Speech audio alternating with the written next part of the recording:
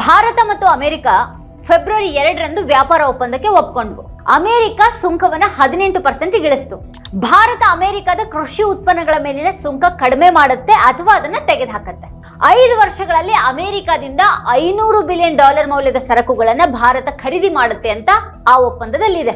February 9ರಂದು America ಈ ಒಪ್ಪಂದದ ಕುರಿತು ಒಂದು ಫ್ಯಾಕ್ಟ್ ಶೀಟ್ ಅನ್ನ ಬಿಡುಗಡೆ ಮಾಡಿತು. ಅದು ಈ ಅಂಶಗಳನ್ನ ವಿವರಿಸುತ್ತೆ. ಆದ್ರೂ 24 ಗಂಟೆಗಳ ಒಳಗೆ ಅಮೆರಿಕ ಈ ಒಂದು ದಾಖಲೆಯಲ್ಲಿನ ಕೆಲ ಪದಗಳನ್ನ ಬದಲಾಯಿಸಿತು. ಒಪ್ಪಂದದ ನಿರೂಪಣೆಯನ್ನ ಕೂಡ ಗಮನಾರ್ಹವಾಗಿ ಬದಲಾಯಿಸಿತು. ಮೊದಲು ಭಾರತ ದ್ವಿದಳ ಧಾನ್ಯಗಳು ಸೇರಿದ ಹಾಗೆ ಅಮೆರಿಕದ ಕೃಷಿ ಉತ್ಪನ್ನಗಳ ಮೇಲಿನ ಸುಂಕವನ್ನ ತೆಗೆದುಹಾಕುತ್ತೆ ಅಂತ ಹೇಳಾಯಿತು. ಅದನ್ನ ನಿರ್ದಿಷ್ಟ ದ್ವಿದಳ ಧಾನ್ಯಗಳು ಅಂತಾನೆ ಬರೆಯಲಾಗಿತ್ತು. ಆದ್ರೆ ಈಗ ಪರಿಷ್ಕರಿಸಿದ ದಾಖಲೆಯಲ್ಲಿ ದ್ವಿದಳ ಧಾನ್ಯಗಳ ಉಲ್ಲೇಖವನ್ನ ತೆಗೆದುಹಾಕಲಾಗಿದೆ. ಭಾರತ $500 ಬಿಲಿಯನ್ ಮೌಲ್ಯದ ಸರಕುಗಳನ್ನ ಖರೀದಿ ಮಾಡೋದಕ್ಕೆ ಬದ್ಧವಾಗಿದೆ ಅಂತ ಮೊದಲು ಬಳಸಲಾಗಿತ್ತು. ಈಗ ಅದನ್ನ ಉದ್ದೇಶಿಸಲಾಗಿದೆ ಅಂತ ಬದಲಾಯಿಸಲಾಗಿದೆ. ಅಂದ್ರೆ ಈ ಹಿಂದೆ ನಿರ್ಬಂಧಿತ ಮತ್ತೆ ಅಧಿಕೃತ ಅಂತ ತೋರ್ತಾ ಇದ್ದಂತಹ ಭಾಷೆ ಈಗ ಮೃದುವಾಗಿದೆ. ಸಮತೋಲನ ಇರೋ ಹಾಗೆ ಕಾಣಿಸ್ತಾ ಇದೆ. ಮತ್ತೆ ಒಪ್ಪಂದದ ಅರ್ಥ ಸ್ವಲ್ಪ ಮಟ್ಟಿಗೆ ಬದಲಾಗಿದೆ. ಈಗ ಒಪ್ಪಂದದ ಕುರಿತು ಹಿಂಬಾಗಿಲಿನ ಮಾತುಕತೆಗಳು ಇನ್ನೂ ಕೂಡ ನಡೀತಾ ಇವೆಯಾ ಅನ್ನುವಂಥ ಪ್ರಶ್ನೆ ಇದೆ ಈಗ. ಅಲ್ಲದೆ ಭಾರತ US ವ್ಯಾಪಾರ ಒಪ್ಪಂದಕ್ಕೆ ರಷ್ಯಾದ ಪ್ರತಿಕ್ರಿಯೆ ಏನು ಅನ್ನುವಂಥ ಪ್ರಶ್ನೆ ಇನ್ನೊಂದು ಕಡೆಗಿದೆ. ಭಾರತ ಅಮೆರಿಕ ವ್ಯಾಪಾರ ಒಪ್ಪಂದಕ್ಕೆ ಸಂಬಂಧಪಟ್ಟ ಹಾಗೆ ಶ್ವೇತಭವನ ಬಿಡುಗಡೆ ಮಾಡಿರುವಂತಹ ಫ್ಯಾಕ್ಟ್ ಶೀಟ್ ಬಗ್ಗೆ ವ್ಯಾಪಕವಾಗಿ ಚರ್ಚೆ ಮಾಡಲಾಗ್ತಾ ಇದೆ. ಅದರಲ್ಲಿ ಭಾರತ ಮತ್ತೆ US ನಡುವೆ ಸುಂಕಗಳ ಕುರಿತು ಮಾಡಿಕೊಂಡಂತಹ ಒಪ್ಪಂದದ ಬಗ್ಗೆ ಮಾಹಿತಿ ಇದೆ. ಈ ಫ್ಯಾಕ್ಟ್ ಶೀಟ್ ಬಿಡುಗಡೆಯಾಗೋ ಮೊದಲೇನೆ ಟ್ರಂಪ್ ರಷ್ಯಾದ ತೈಲ ಖರೀದಿ ಮಾಡೋದನ್ನ ಭಾರತ ನಿಲ್ಲಿಸಲಿದೆ ಅಂತ ಪದೇ ಪದೇ ಹೇಳ್ತಾ ಇದ್ದಿದ್ದು ಕೋಲಾಹಲಕ್ಕೆ ಕಾರಣ ಆಗಿತ್ತು. ಆದ್ರೆ ಭಾರತ ಸರ್ಕಾರ ಮಾತ್ರ ಅದನ್ನ ಈವರೆಗೂ ಸ್ಪಷ್ಟಪಡಿಸಿಲ್ಲ. ಯಾವಾಗ ಸ್ಪಷ್ಟಪಡಿಸುತ್ತೆ ಅನ್ನುವಂಥ ಪ್ರಶ್ನೆ ಕೂಡ ಹಾಗೇನೆ ಉಳ್ಕೊಂಡಿದೆ. ಇನ್ನು ಅಮೆರಿಕದ ಕೃಷಿ ಉತ್ಪನ್ನಗಳ ಮೇಲಿನ ಸುಂಕವನ್ನ ಕಡಿಮೆ ಮಾಡಿದ್ರೆ ಭಾರತೀಯ ಕೃಷಿಗೆ ಏನಾಗಬಹುದು ಅನ್ನೋದು ಈಗಿನ ದೊಡ್ಡ ಪ್ರಶ್ನೆ. ಇದ್ರ ಬಗ್ಗೆ ಸರ್ಕಾರ ಹಲವಾರು ಸಲ ಸ್ಪಷ್ಟೀಕರಣವನ್ನು ಕೂಡ ನೀಡಿತು. ರೈತರ ಹಿತಾಸಕ್ತಿಗಳನ್ನ ನೋಡ್ಕೊಳ್ಳಲಾಗುವುದು ಅಂತ ಭರವಸೆ ನೀಡಿತು. ಈಗ ಈ ಎಲ್ಲಾ ಗದ್ದಲದ ನಡುವೆ ಅಮೆರಿಕ ಈ ಫ್ಯಾಕ್ಟ್ ಶೀಟ್ ಅನ್ನ ಬಿಡುಗಡೆ ಮಾಡಿದೆ. ರಷ್ಯಾದ ತೈಲ ಖರೀದಿ ಮಾಡೋದನ್ನ ನಿಲ್ಲಿಸುವ ಭಾರತದ ಬದ್ಧತೆಯನ್ನ ಗುರುತಿಸಿ ಭಾರತದ ಮೇಲಿನ ಹೆಚ್ಚುವರಿ 25% ಸುಂಕವನ್ನ ತೆಗೆದುಹಾಕೋದಿಕ್ಕೆ ಟ್ರಂಪ್ ಅವರು ಒಪ್ಪಂದವನ್ನ ಮಾಡಿಕೊಂಡಿದ್ದಾರೆ ಅಂತ ಹೇಳಲಾಗಿದೆ. ಅಂದ್ರೆ ಭಾರತ ರಷ್ಯಾದಿಂದ ತೈಲನ್ನ ಆಮದು ಮಾಡಿಕೊಳ್ಳೋದಿಲ್ಲ ಅನ್ನುವಂಥ ಒಂದು ಭರವಸೆಯನ್ನ ನೀಡಿದೆ ಅಂತ ಆಯ್ತು ಇದು. ಮತ್ತೆ ಆ ಭರವಸೆಯ ಹಿನ್ನೆಲೆಯಲ್ಲಿ ಟ್ರಂಪ್ ಈಗ 25% ಸುಂಕವನ್ನ ತೆಗೆದುಹಾಕ್ತಾ ಇದ್ದಾರೆ. ಈ fact sheet US India butterfly trade agreement ಅನ್ನ ವಿವರಿಸುತ್ತೆ. ಆದ್ರೆ ಕೆಲವು ಪ್ರಮುಖ ಅಂಶಗಳನ್ನ ಬರೆಯಲಾಗಿದೆ. ಮೊದಲ ಅಂಶ ಏನು ಅಂತ ಅಂದ್ರೆ ಭಾರತ ಅಮೆರಿಕದ ಕೈಗಾರಿಕಾ ಸರಕುಗಳ ಜೊತೆಗೇನೆ ಕೃಷಿ ಉತ್ಪನ್ನಗಳ ಮೇಲಿನ ಸುಂಕವನ್ನ ಕೂಡ ಸಂಪೂರ್ಣವಾಗಿ ತೆಗೆದುಹಾಕುತ್ತೆ ಅಥವಾ ಕಡಿಮೆ ಮಾಡುತ್ತೆ. ಕೃಷಿ ಉತ್ಪನ್ನಗಳಲ್ಲಿ ಧಾನ್ಯಗಳು, ಹಣ್ಣುಗಳು, ಸೋಯಾಬೀನ್, ಎಣ್ಣೆ, ವೈನ್ ಮತ್ತೆ ದ್ವಿದಳ ಧಾನ್ಯಗಳು ಕೂಡ ಸೇರಿವೆ. ಈ ಅಂಶ ಭಾರತದಲ್ಲಿ ಹೊಸ ಕಳವಳವನ್ನು ಹುಟ್ಟುಹಾಕಿದೆ. ಈಗ ಫೆಬ್ರವರಿ 6ರಂದು ಇಬ್ಬರು ನಾಯಕರ ಮಾತುಕತೆಯ ನಂತರ ಹೊರಡಿಸಲಾದಂತಹ ಒಂದು ಜಂಟಿ ಹೇಳಿಕೆ ದ್ವಿದಳ ಧಾನ್ಯಗಳನ್ನ ಮೊದಲು ಉಲ್ಲೇಖ ಮಾಡಿತ್ತು. ಈ ಹೇಳಿಕೆ ಕೋಲಾಹಲ ಕಾರಣ ಆಯಿತು. ಯುನೈಟೆಡ್ ಕಿಸಾನ್ ಮೋರ್ಚಾ ರಾಷ್ಟ್ರವ್ಯಾಪಿ ಮುಷ್ಕರವನ್ನ ಘೋಷಿಸಿತು.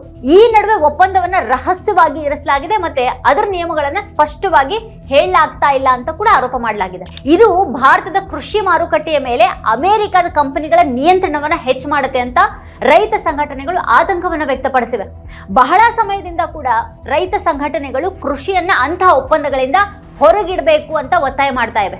ಅಮೆರಿಕದಂತಹ ದೇಶಗಳಲ್ಲಿ ರೈತರು ಶತಕೋಟಿ ಡಾಲರ್ಗಳಷ್ಟು ಭಾರಿ ಸಬ್ಸಿಡಿಗಳನ್ನ ಪಡಿತಾರೆ. ಇದು ಭಾರತೀಯ ರೈತರಿಗೆ ಹಾನಿ ಮಾಡುತ್ತೆ. ಯಾಕಂತಂದ್ರೆ ಅವರು ಆ ಬೆಲೆಗಳಲ್ಲಿ ಉತ್ಪನ್ನಗಳನ್ನ ಬೆಳೆಯೋದಕ್ಕೆ ಶಕ್ತರಾಗಿಲ್ಲ. ಭಾರತದ ರೈತರಿಗೆ ದ್ವಿದಳ ಧಾನ್ಯಗಳು ನಿರ್ಣಾಯಕ ಆಗಿವೆ. ದೇಶದಲ್ಲಿ ಹೆಚ್ಚಿನ ದ್ವಿದಳ ಧಾನ್ಯಗಳನ್ನ ದೊಡ್ಡ ತೋಟಗಳು ಮತ್ತೆ ಸಂಪನ್ಮೂಲಗಳನ್ನ ಹೊಂದಿರದ ಸಣ್ಣ ರೈತರು ಅದನ್ನ ಬೆಳೀತಾರೆ. ವಿದೇಶಿ ದ್ವಿದಳ ಧಾನ್ಯಗಳು ವ್ಯಾಪಾರ ಒಪ್ಪಂದದ ಅಡಿಯಲ್ಲಿ ಅಗ್ಗದ ಬೆಲೆಯಲ್ಲಿ ಭಾರತಕ್ಕೆ ಬಂದ್ರೆ ನಮ್ಮ ಸಣ್ಣ ರೈತರು ನಷ್ಟವನ್ನು ಅನುಭವಿಸ್ತಾರೆ. ಯಾಕಂದ್ರೆ ಅವ್ರ ಬೆಳೆಗಳು ಮಾರುಕಟ್ಟೆಯಲ್ಲಿ ಪೈಪೋಟಿಯನ್ನ ಎದುರಿಸಿ ನಿಲ್ಲೋದಿಕ್ ಆಗೋದಿಲ್ಲ. ಬೆಳೆಗಳು ಕುಸಿದು ಹೋಗ್ತವೆ. ಆದ್ರಿಂದ ದ್ವಿದಳ ಧಾನ್ಯಗಳು ಮತ್ತೆ ಎಣ್ಣೆ ಬೀಜಗಳ ಎರಡರ ಬಗ್ಗೆ ಯಾವುದೇ ಒಪ್ಪಂದದಲ್ಲಿ ಸರ್ಕಾರ ಎಚ್ಚರಿಕೆಯನ್ನು ವಹಿಸುತ್ತೆ. ದ್ವಿದಳ ಧಾನ್ಯಗಳು ಭಾರತದಲ್ಲಿ ಸಾಮಾನ್ಯ ಜನರ ತಟ್ಟೆಯ ಭಾಗ ಆಗಿದೆ. ವಿಶ್ವದ ದ್ವಿದಳ ಧಾನ್ಯಗಳಲ್ಲಿ ಭಾರತ ಸರಿಸುಮಾರು 25ರಿಂದ 28% ಅಷ್ಟನ್ನ ಉತ್ಪಾದಿಸುತ್ತೆ. ಆದ್ರಿಂದ ಭಾರತ ತನ್ನ ಮಾರುಕಟ್ಟೆಯನ್ನ ಅಮೆರಿಕಕ್ಕೆ ಏನಾದ್ರೂ ತೆರೆದ್ರೆ ಅದು ಜಾಗತಿಕ ದ್ವಿದಳ ಧಾನ್ಯಗಳ ವ್ಯಾಪಾರದ ಮೇಲೆ ಪರಿಣಾಮವನ್ನು ಬೀರುತ್ತೆ. ಆದ್ರೆ ಈಗ ಕೆಲವು ದ್ವಿದಳ ಧಾನ್ಯಗಳ ಉಲ್ಲೇಖವನ್ನ ಆ ಒಂದು ಫ್ಯಾಕ್ಟ್ ಶೀಟ್ ನಿಂದ ತೆಗೆದುಹಾಕಲಾಗಿದೆ. ಅಂದ್ರೆ ಈಗ ಭಾರತದಲ್ಲಿನ ದ್ವಿದಳ ಧಾನ್ಯದ ರೈತರು ಈಗ ನೆಮ್ಮದಿಯ ನಿಟ್ಟುಸಿರನ್ನ ಬಿಡಬಹುದು. ಅದೇ ರೀತಿ ಭಾರತ ಅಮೆರಿಕದಿಂದ $500 ಬಿಲಿಯನ್ ಮೌಲ್ಯದ ಸರಕುಗಳನ್ನು ಖರೀದಿ ಮಾಡೋದಕ್ಕೆ ಬದ್ಧವಾಗಿದೆ ಅಂತ ಹೇಳಿತ್ತು.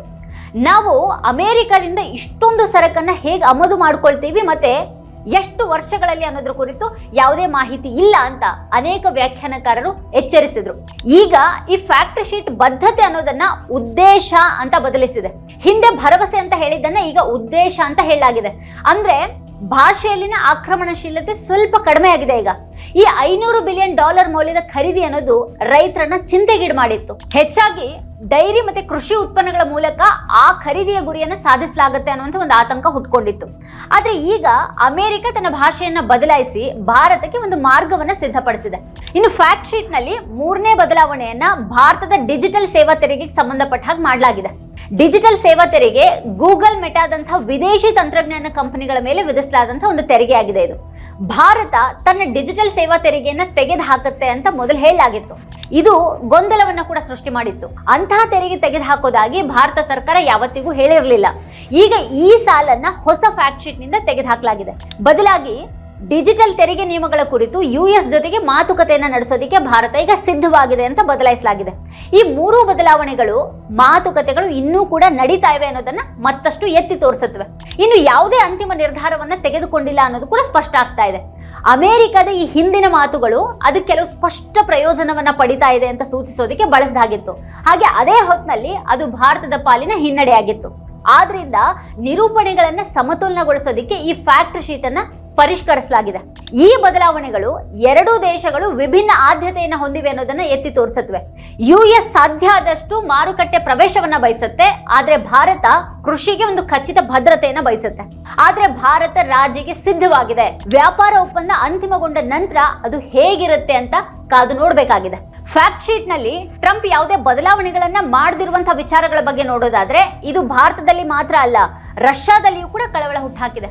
ಭಾರತ ರಷ್ಯಾದಿಂದ ತೈಲ ಖರೀದಿ ಮಾಡೋದಿಲ್ಲ ಅಂತ ಭರವಸೆಯನ್ನ ನೀಡಿರೋದಾಗಿ ಫ್ಯಾಕ್ಟ್ ಶೀಟ್ ನಲ್ಲಿ ಸ್ಪಷ್ಟವಾಗಿ ಬರೆಯಲಾಗಿದೆ. ಆದ್ರೆ ಈಗ ರಷ್ಯಾ ಈ ವಿಷಯದ ಬಗ್ಗೆ ತನ್ನ ಅಭಿಪ್ರಾಯಗಳನ್ನ ಬಹಿರಂಗವಾಗಿ ವ್ಯಕ್ತಪಡಿಸ್ತಾ ಇದೆ. ಈ ಒಪ್ಪಂದ ಭಾರತ ರಷ್ಯಾ ಸಂಬಂಧಗಳಿಗೆ ಹಾನಿ ಮಾಡಬಾರದು ಅಂತ ರಷ್ಯಾ ಹೇಳಿದೆ. ಭಾರತ ಮತ್ತೆ ರಷ್ಯಾ ನಡುವಿನ ವ್ಯಾಪಾರ ಈಗಾಗಲೇ ಉತ್ತಮವಾಗಿದೆ, ಆದ್ರೆ ಇನ್ನೂ ಹೆಚ್ಚಿನ ಬೆಳವಣಿಗೆಗೆ ಸಾಕಷ್ಟು ಅವಕಾಶ ಇದೆ. ಆದ್ರೆ ಅಮೆರಿಕದ ವರ್ತನೆ ಸಮಸ್ಯೆ ತರೋ ಹಾಗಿದೆ ಅಂತ ರಷ್ಯಾ ಹೇಳ್ತಾ ಇದೆ. ಅಂದ್ರೆ ಬೇರೆಯವರಿಗೆ ಏನು ಉಳಿಬಾರ್ದು ಅನ್ನುವಂಥ ಅಮೆರಿಕದ ಧೋರಣೆ ಅತ್ಯಂತ ಕೆಟ್ಟ ಏಕಪಕ್ಷೀಯ ವಿಧಾನ ಆಗಿದೆ. ಇದು ಭಾರತದಂತಹ ಪ್ರಮುಖ ಪಾಲುದಾರರೊಂದಿಗೆ ರಷ್ಯಾದ ಸಂಬಂಧಗಳಲ್ಲಿ ಹಸ್ತಕ್ಷೇಪ ಮಾಡೋದಕ್ಕೆ ಅಮೆರಿಕ ಪ್ರಯತ್ನ ಪಡ್ತಾ ಇದೆ ಅನ್ನೋದು ರಷ್ಯಾದ ಆಕ್ಷೇಪ. ಅಮೆರಿಕ ಮತ್ತೆ ಅದರ ಮಿತ್ರ ರಾಷ್ಟ್ರಗಳು ಭಾರತ ಮತ್ತೆ ಇತರ ಬ್ರಿಕ್ಸ್ ರಾಷ್ಟ್ರಗಳು ಅಗ್ಗದ ರಷ್ಯಾದ ಇಂಧನ ಸಂಪನ್ಮೂಲಗಳನ್ನ ಖರೀದಿ ಮಾಡೋದನ್ನ ತಪ್ಪಿಸಬೇಕು ಅಂತ ಅದು ಬಯಸುತ್ತೆ.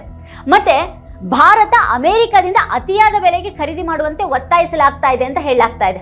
ಜಾಗತಿಕ ಇಂಧನ ಮಾರುಕಟ್ಟೆಯ ಮೇಲೆ ತನ್ನ ಪ್ರಾಬಲ್ಯವನ್ನ ಕಾಯ್ದುಕೊಳ್ಳೋದಿಕ್ಕೆ ಇದೆಲ್ಲವೂ US ತಂತ್ರದ ಒಂದು ಭಾಗ ಆಗಿದೆ. ಈಗ ಹೇಳಲಾಗ್ತಾ ಇರುವ ಪ್ರಕಾರ ಅಮೆರಿಕದ ಆರ್ಥಿಕ ಹಿಡಿತ ಮತ್ತೆ ಪ್ರಭಾವ ಕ್ರಮೇಣವಾಗಿ ದುರ್ಬಲಗೊಳ್ತಾ ಇದೆ. ಆದ್ರೆ ಚೀನಾ, ಭಾರತ ಮತ್ತೆ ಬ್ರೆಜಿಲ್ ನಂತಹ ದೇಶಗಳು ವೇಗವಾಗಿ ಮುನ್ನಡೀತಾ ಇವೆ. ಇದೆಲ್ಲದರ ನಡುವೆ ಭಾರತದೊಂದಿಗಿನ ವ್ಯಾಪಾರ ಒಪ್ಪಂದಕ್ಕೆ ಸಂಬಂಧಪಟ್ಟ ಹಾಗೆ ಅಮೆರಿಕ ತನ್ನ ಫ್ಯಾಕ್ಟ್ ಶೀಟ್ ಅನ್ನ ಬದಲಾಯಿಸ್ತಾ ಇದೆ. ಆದ್ರೆ ಪರಿಣಿತರು ಹೇಳೋ ಪ್ರಕಾರ ಇದು ಈಗಾಗಲೇ ಸೃಷ್ಟಿಯಾಗಿರುವಂತಹ ವಿಶ್ವಾಸ ಕೊರತೆಯನ್ನು ಸರಿಪಡಿಸೋದಕ್ಕೆ ಸಾಧ್ಯನೇ ಇಲ್ಲ. ಟ್ರಂಪ್ ಒತ್ತಡ ಅಥವಾ ಬೆದರಿಕೆಗಳ ಮೂಲಕ ಕೆಲವು ತಕ್ಷಣದ ಪ್ರಯೋಜನಗಳನ್ನ ಪಡಿಬಹುದಾದ್ರೂ ಕೂಡ ದೀರ್ಘಾವಧಿಯ ಹಾನಿ ಹೆಚ್ಚಾಗಿರುತ್ತೆ. ಇದು ಅಮೆರಿಕ ಭಾರತ ಪಾಲುದಾರಿಕೆಗೆ ಹೊಡೆತ ನೀಡುತ್ತೆ. ಇನ್ನು ಈ ಒಪ್ಪಂದದ ನಿಗೂಢತೆ ಎಲ್ಲಾನು ಅಂತಿಮವಾದ ಮೇಲೇನೆ ಬಯಲಾಗಲಿದೆ. ವೀಕ್ಷಕರೇ, ಕುರಿತು ನೀವೇನು ಹೇಳ್ತೀರಿ? ನಿಮ್ಗೇನು ಅನ್ಸುತ್ತೆ? ನಿಮ್ಮ ಅಭಿಪ್ರಾಯವನ್ನ ಈ ವಿಡಿಯೋ ಕೆಳಗಡೆ ಕಮೆಂಟ್ ಮಾಡಿ ನಮಗೆ ತಿಳಿಸಿ. ಇದೇ ಹೊತ್ತಿನ ಸ್ಪೆಷಲ್ ನೋಡ್ತಾ ಇರಿ ವಾರ್ತಾ ಭಾರತಿ. ನೀವಿನ್ನು ವಾರ್ತಾ ಭಾರತಿ ಯೂಟ್ಯೂಬ್ ಚಾನಲ್ ಅನ್ನ ಸಬ್ಸ್ಕ್ರೈಬ್ ಮಾಡಿಲ್ಲ ಅನ್ನೋದಾದ್ರೆ ಈ ಕೂಡಲೇ ಸಬ್ಸ್ಕ್ರೈಬ್ ಮಾಡಿ, ಹಾಗೆ ಪಕ್ಕದಲ್ಲಿರುವಂತಹ ಬೆಲ್ ಐಕಾನ್ ಪ್ರೆಸ್ ಮಾಡಿ ನಮ್ಮನ್ನ ಪ್ರೋತ್ಸಾಹಿಸಿ.